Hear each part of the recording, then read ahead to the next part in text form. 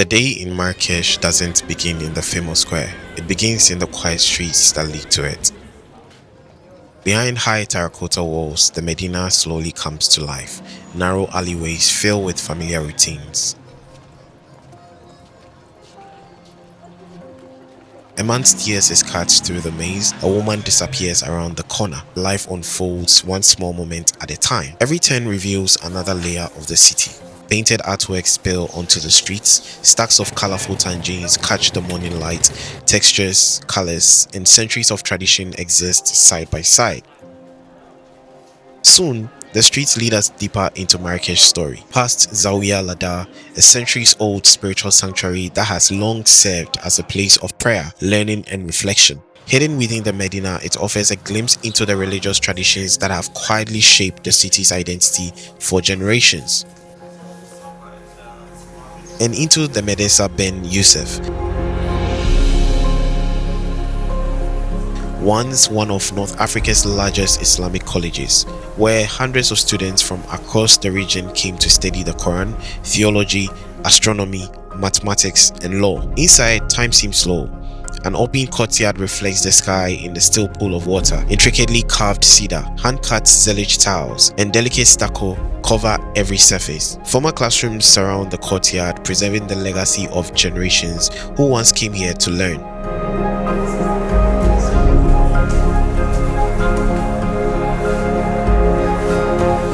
It's old, yet remarkably alive.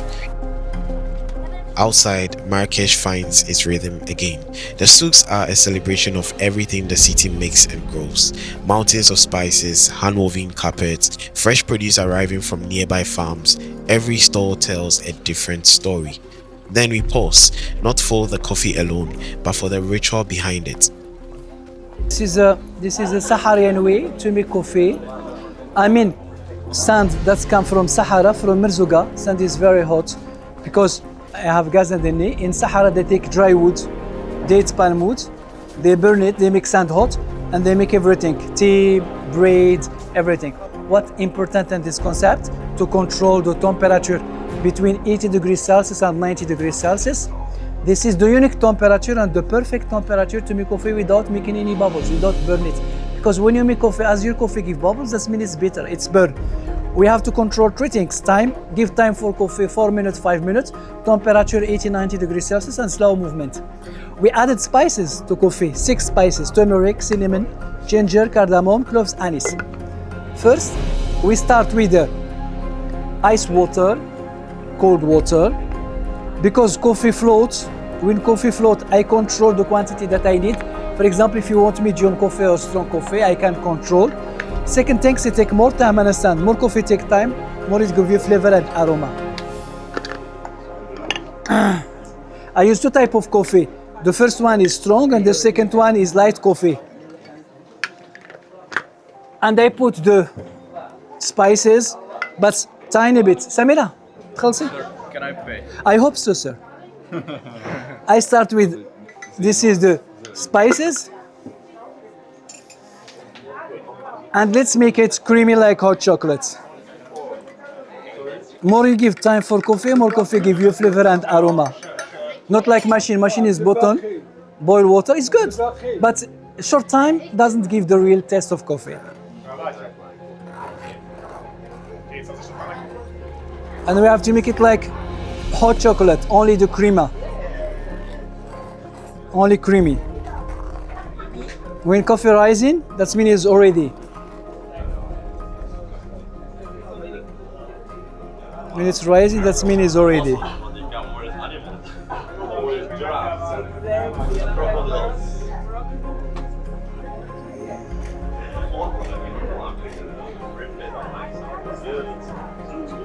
See, only the crema. At Shea Bismillah, Moroccan sand coffee is prepared the traditional way. It's okay.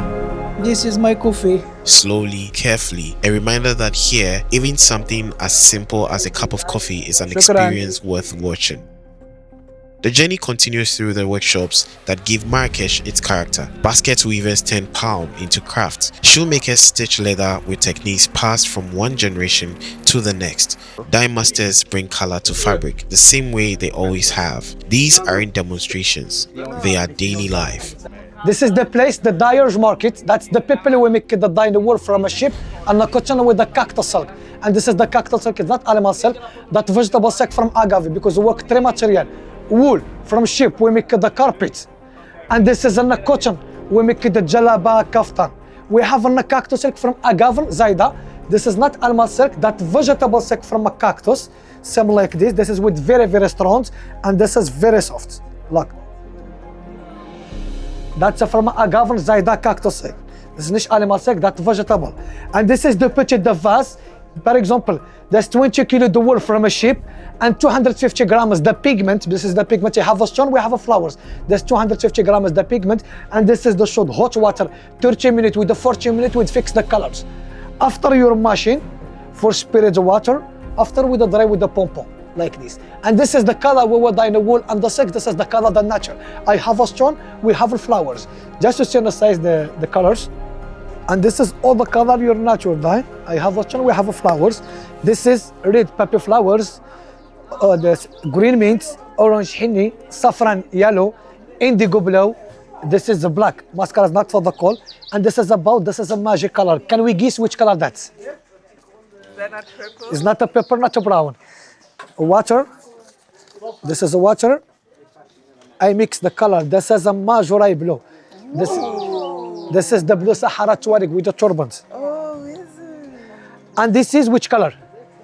That's red. No, that's from Seychelles. Pepper. Purple. Yeah, that's from coquillage. Magic. That's magic. And this is all the color. They have a natural dye, and this is with chemical dye. This is we make it comes after colors. And this is your natural dye. This is by hand, by machine. Is no problem. From cactus silk, you make it some like this. Come close inside. This is your machine. We make it open the scarf. This is your natural. This is we make it handmade. You make the carpet like this. You make the cactus silk from pashmina. We make the indigo blue, the turban Sahara, the Tuareg, the original blue. Further into the market, the city changes once more. Fresh fruits and vegetables line the pathways. Olives, herbs, and seeds fill baskets with color and fragrance. We step into a modern space dedicated to Morocco's botanical knowledge, where indigenous plants are researched, processed, and reinterpreted for contemporary use. Rows of native seeds, herbs, and plant extracts are displayed with intention, each linked to a specific application. How are you? You're welcome. Okay, if you want, ladies and gentlemen, I can give you a small idea about what we have here, because you are in the Berber pharmacy or traditional pharmacy, or what we call it in English, herbalist. Here we have a different kind of spices, but all the spice from Morocco except one cinnamon from Sri Lanka. We have a cosmetic product like a famous oil here in Morocco as known argan oil. People from Europe or from United States call it Moroccan oil, but Moroccan people, we call it argan oil. We have prickly pear seeds oil, we have body lotion, we have perfumes. Each linked to specific applications. Natural ingredients are transformed into remedies, skincare, and perfumes. It's a meeting point between tradition and science, where long-held knowledge of the land is being studied, refined, and adapted for modern life.